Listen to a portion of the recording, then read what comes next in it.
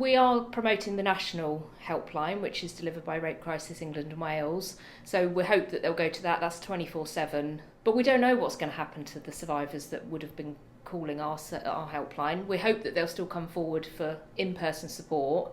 But the helpline was a really wonderful place where they could just dip their toe in the water and say, this has happened to me.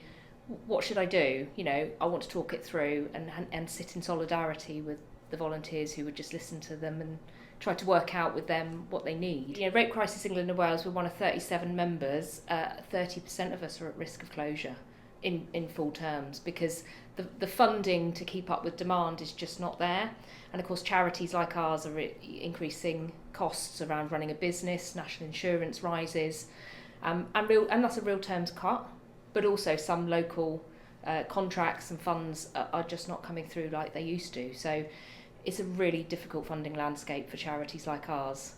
And your question is about, government are committed to halving violence against women and girls, but it's really short-sighted because the support services like ours help to keep people in the criminal justice system if they choose to go there. And so it's really counterintuitive when support services that are helping people to make decisions about whether they continue in the criminal justice system close like we are. So we've had 204 women who've given up their time for 14 years. They've done 12,000 hours of community service, which has been amazing. And I was chatting to some of the staff this morning who have come from being volunteers on the helpline into paid work, and also one of which is one of our managers now. So it's been a really wonderful throughput of women coming into the support sector.